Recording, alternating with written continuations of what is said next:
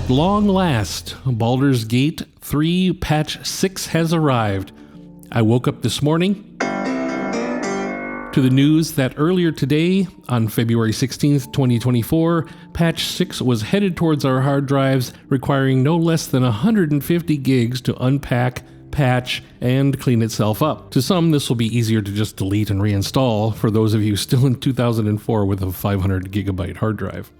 A quick note about Patch 6 before I get into it. I laughed my ass off when seeing the community all speculate that Valentine's Day of 2024 was the day this patch would drop, because the literal opening lines in Larian's teases was "Love is in the air" in Faerun, which of course any sensible troll would know that they were hinting that the release would be on this capitalistic day of love, February 14th. Some even went so far as to promise to trust them that they know marketing, and this is where hilarity ensues. Larian's response was, "Now I just won't do it." And I have to say, I fucking love Larian for their sense of humor and their openness and transparency, and how they simply have fun with the player community, who in general are amazing players that appreciate what Larian has done with Baldur's Gate 3, as well as having a wicked sense of humor themselves and bite right back at the snark. On February 16th, actual patch day, you can see Sven taking a swipe at these speculators in clearly a tongue-in-cheek manner. What a wonderful human this guy is, him and his whole team. I love that they can have fun with this and ignore the whiny babies that would complain even at a beautiful sunshiny day. I am pleased that Larian is comfortable enough to rub salt in that wound for the crying bleeders. 2 days after Valentine's Day, Cupid has shot his arrows, chocolates have gone on sale, and the flowers have started to wilt. The perfect time to release a patch. Now tell me that wasn't aimed directly at the people who swore they knew marketing and they understand marketing. They know when this patch was going to release. So let's take a look at this patch.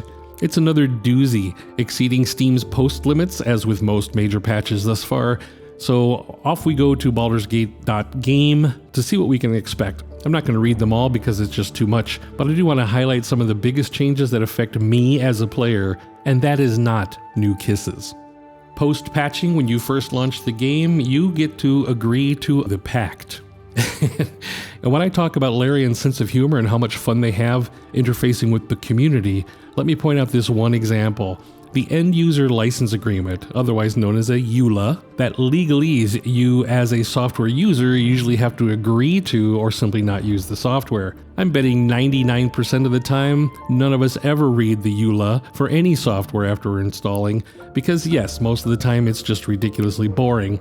But at Larian, because this is a fantasy RPG based on Dungeons and Dragons, there are things like magic and elves and devils and angels.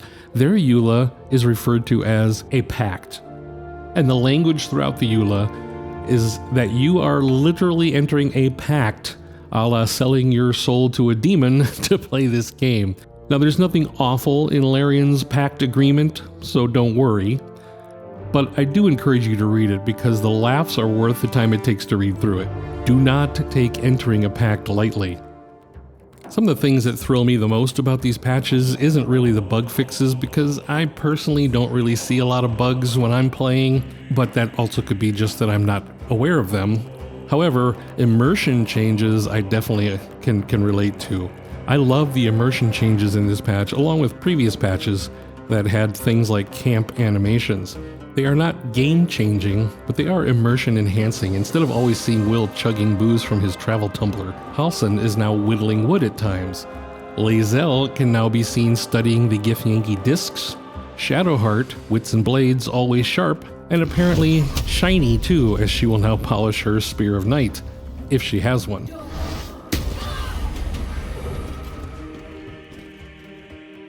What I like the most, though, is Minthara seems to have been given a lot of love in this respect. Maybe because in previous patches, other companions already got their additional animations, like Karlach laying prone on the grass, gazing up at the stars.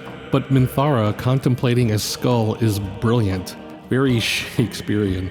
She can be found plotting her future and being annoyed by the sun. You know, the whole Underdark thing. I look forward to seeing her expressing violence. She is, after all, an angry drow. Other small immersive changes, like taking a seat at Shadowheart's camp, she will react to you based on your relationship with her. Aren't you a sight for sore eyes? If you long rest with only alcohol chosen in your camp supplies, you now actually have a hangover effect for 10 turns. That's just brilliant. And you can now hire hirelings without having to empty your party first. They'll just go directly to the camp. However, in my testing just now, this is actually not true. Withers still made me kick somebody out of my party to hire a hireling. Impossible. Thy party is full.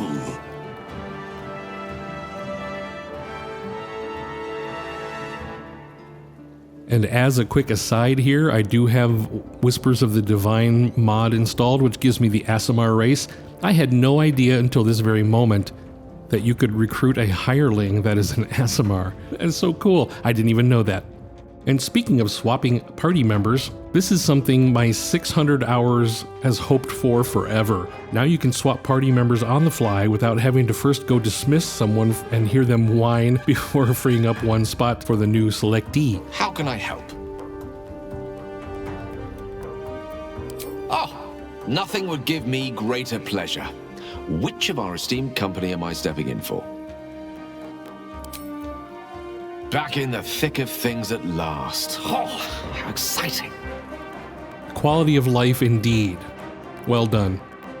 A couple of other quality of life things like camp chests are also now part of the camp inventories UI, so that's also great. No more running around trying to find where I put my favorite skull.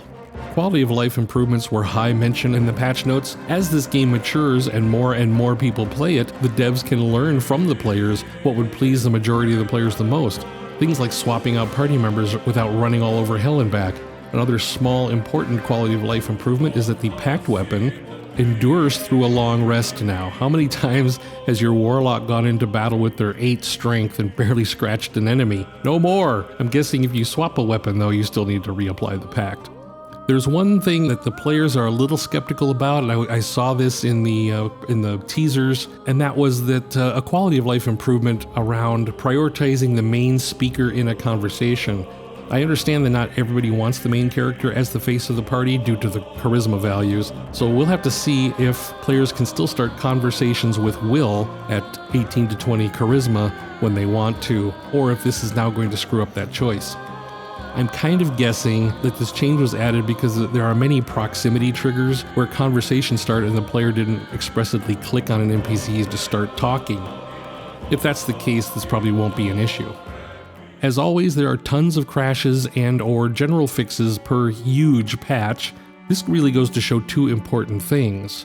How buggy this enormous game truly was at launch, with 3,000 to 4,000 fixes in the first 5 months after release, but more importantly, how dedicated Larian is to this game, fixing things that are broken that honestly only 1.3 million characters completed could possibly find over a 4-month period of gameplay.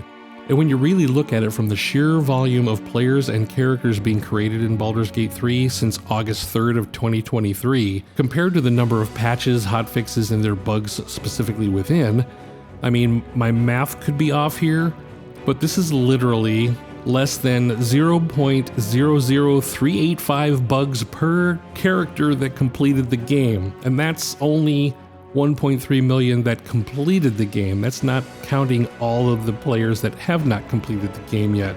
So think about that, and please stop bitching about there being bugs, for fuck's sake. So the thing that I was afraid of the most was the Honor Mode Legendary Actions additions, because I am right now smack dab in the middle of my Honor Mode run. I shouldn't even say in the middle, I'm at the beginning. I'm still in Act 1 of my Honor Mode run. And so far, the Legendary Actions haven't tripped me up. But the ones that are coming, I think, are going to scare the crap out of me. So we'll see. I haven't gone to see the Owlbear yet, and I might have actually missed it because the goblins are already gone. So I didn't get to experience the Owlbear's legendary action or Big Mama Bear's backup. The ones that are coming next in the Shadow Cursed Lands is like the Shambling Mound. I can no longer just set him on fire and toast marshmallows on his charred corpse anymore. It sounds like he has some legendary actions now. That pesky spider drider needs to be taken out before I get to Moonrise Towers, I guess. Dror Ragsland got legendary actions too in this patch, but thankfully I have already smote him. But crap almighty, the Ketheric Thorum encounters are more difficult in Tactician and Honor modes. Oh shit, they were already nearly impossible for me, even on Explorer mode. Oh, I was bracing myself for the Act 3 boss fights and legendary actions, and I sure hope I get my shit together before I find them. I'm not a power gamer by any means, but this is my Honor mode run, and death means it's over. Another one I have yet to encounter at all in any of my playthroughs is Ansur. I don't know how I have missed the undead dragon, but I'm guessing Honor mode is not the first time I should meet this guy, so perhaps I need to take an older character down through there a few times and see how to win. For epilogue changes, I'm going to say some spoilers here, so you might just want to end here or skip over. Spoiler, spoiler, spoiler. I did not even know that Gale could become a Mind Flayer. How is this possible? I thought it was only Karlach or Tav, so this might actually be a perfect ending since he can be transformed back to Gale by Mystra in the end once he becomes God Gale. So this might actually change the current playthrough considerably. When playing as Karlach Origin or Astarion Origin, it appears that God Gale can now fix them, which is another brilliant solution to the end of the game. Like Karlach's Infernal Heart, she's going to turn to flame and burst into flame and die, and Astarion, of course, is a vampire spawn, and God Gale can fix those things. This just makes me want to make Gale a god and be done with it. My game is over. And then this one here that I've read about is Breaking Hearts Everywhere, and that is the On Your Knees Astarion Ascended. That one, I think it's breaking some hearts because everybody loves Astarion so much, and to see him be just a real asshole, I hope they don't change it because it is kind of in character, but, you know, there's a lot of sensitive people out there. Oh, all right. I was not going to cover this, but all right, let's talk about the kisses. For fuck's sake. All right. I'll talk about the new kisses. Honestly, maybe because I'm just too old and crotchety, or maybe I find fleshy pleasures in real life more stimulating, but this obsession with more kisses in every major patch to Baldur's Gate 3 is both fun and disturbing. But I guess I get it. There are likely way more players that are into playing the good, kind hero savior game that includes saving the damsel in distress and getting the girl in the end, or vice versa, or everything in between. My playthroughs, unless I am forcing myself to do good, tend to be a little bit more abrasive or obnoxious, because I love snark, if you haven't picked up on that. If I can be sarcastic or biting, but not downright cruel or hurtful, I get a good chuckle out of what these RPG games allow me to get away with. But here we are, wanting more kisses. Now, the only thing I could show, of course, are my own romance options, which, since I always play female characters, don't assume it's a well-thought-out quirk. That means I'm usually always a lesbian, because I'm a boy in real life, and kissing boys doesn't really do it for me. Sorry if that was too much information. My first character, Maya, romanced Shadowheart, because it was pretty obvious to me at the beginning of the game that Shadowheart is the canon romance, boy or girl. She's just got the most reactions. Everyone else is just a horny 15-year-old boy, so I tried Maya and Shart smoochies. Well, don't stand in ceremony. Come here.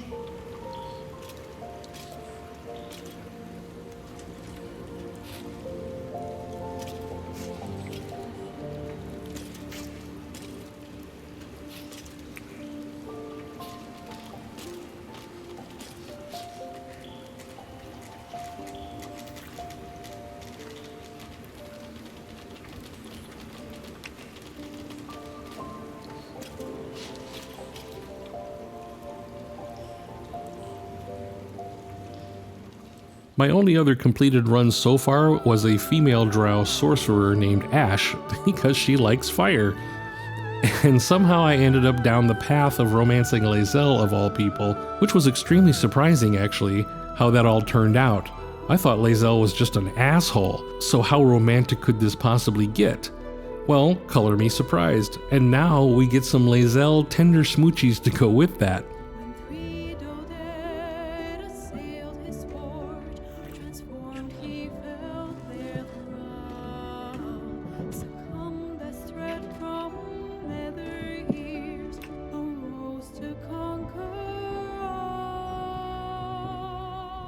However, the Lae'zel forehead kiss wasn't quite right. Kind of broke the mood a little bit.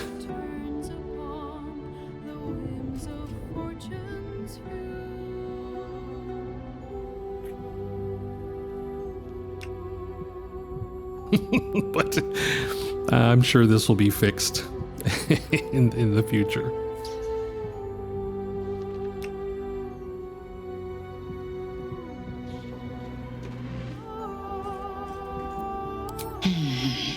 So really, for patch 6, there's so much more to talk about, but these are the things that interested me, minus the kisses. These are the things that interested me, so I just wanted to throw something out there on the channel to talk about patch 6, because I haven't said anything since my love letter to Larian, which you can check out in one of these links showing up on the screen right now. So if you're still with me, thank you for watching. Don't forget to click the like button so these videos see the light of day. And be sure to subscribe and ding that bell to be notified when new videos are posted. Thank you, as always, for watching.